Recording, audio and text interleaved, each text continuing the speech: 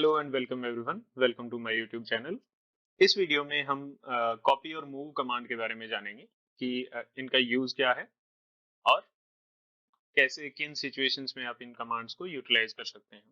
So copy and move बहुत ही common terms है। अगर आप किसी एक पर्टिकुलर ऑब्जेक्ट को किसी एक जगह से उठा के दूसरी जगह पे रखना चाह रहे हैं तो वो मूव है। ठीक है, उसमें जो ओरिजिनल प्लेस है उस पे आपका ऑब्जेक्ट नहीं रहेगा।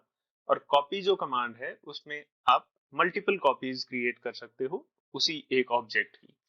अब ऑटोकैड में ये डिफरेंट कैसे है? ऑटोकैड में ये ज्यादा यूजफुल बन जाता है जब हम इसमें किसी रेफरेंस पॉइंट के अबाउट किसी चीज को पिक करते हैं। फॉर एग्जांपल, अगर मैं मूव कमांड यूज करना चाहूँ, सो मैं मूव सेलेक्ट करूंगा।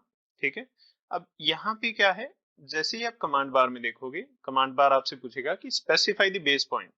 सो बेस पॉइंट वो रेफरेंस पॉइंट है जिसके अबाउट आप किसी ऑब्जेक्ट को पिक करोगे और बाद में मूव करोगे। सो मान लीजिए मुझे इस पॉइंट के अबाउट इसको उठाना है ऑब्जेक्ट को, तो आप सेम पॉइंट के अबाउट किसी भी एंगल पे इसको प्लेस कर पाओगे। ठीक है, ये तो है with respect to a base point.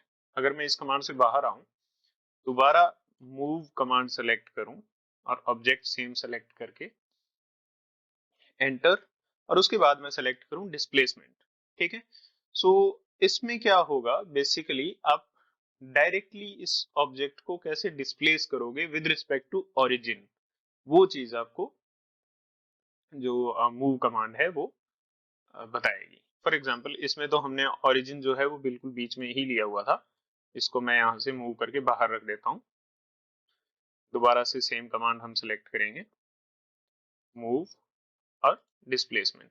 अब आप देखोगे कि जो डिस्प्लेसमेंट ऑप्शन है वो बाय डिफॉल्ट उस ऑब्जेक्ट को ओरिजिन के रिस्पेक्ट में पिक करेगा। इसमें आपको बेस पॉइंट अलग से सेलेक्ट करने की जरूरत नहीं होती।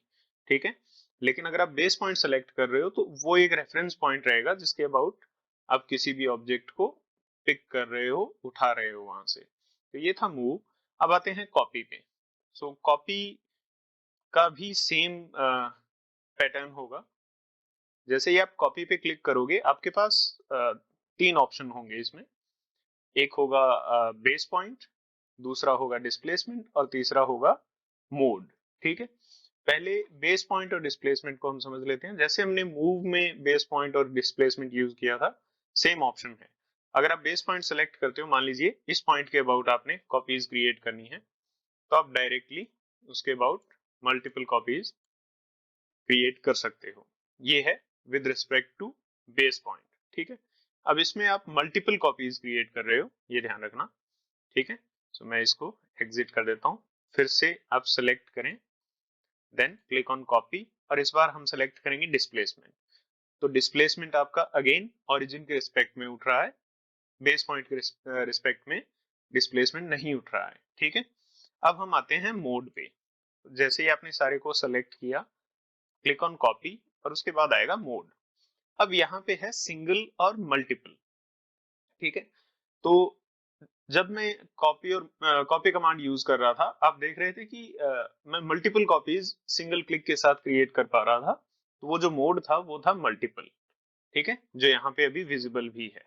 ठीक है, अगर आप इसको सिंगल मोड सेलेक्ट कर दोगे और इसमें मान लीजिए बेस पॉइंट आपने यही सेलेक्ट किया, तो ऑटोकैड एक ही कॉपी क्रिएट करेगा, दूसरी कॉपी कर्सर पे आपको नहीं दिखेगी। ठीक है, तो ये है single mode.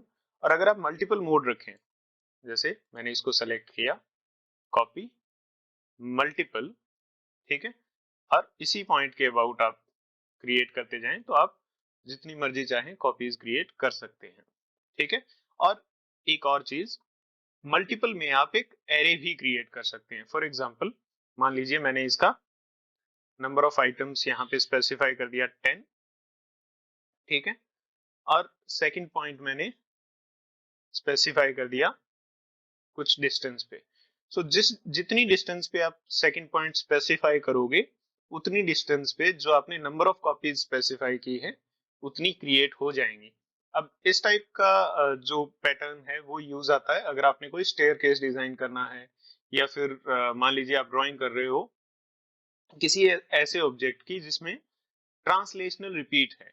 For example, same object repeat हो रहा है किसी एक पर्टिकुलर डिस्टेंस पे, ठीक है। तो आपको मेजर कमांड यूज करने की अलग से जरूरत नहीं पड़ेगी, आप इसमें डायरेक्टली एरे क्रिएट करके इसमें जो कॉपीज है वो क्रिएट कर सकते हो, ठीक है। अब इसमें फिट भी आप इसमें चेंज कर सकते हैं। जैसे मान लीजिए जो आपका लास्ट पॉइंट है वो ये वाला है, ठीक है। तो ऑटोकैड क्या करेगा, जो आपने 10 आइटम स्पेसिफाई किए हैं उनको इतनी डिस्टेंस में इक्वली डिवाइड कर देगा, ठीक है। सो फिट के अंदर आपका क्या होगा, फर्स्ट पॉइंट और लास्ट पॉइंट आप स्पेसिफाई कर रहे हो, ठीक है।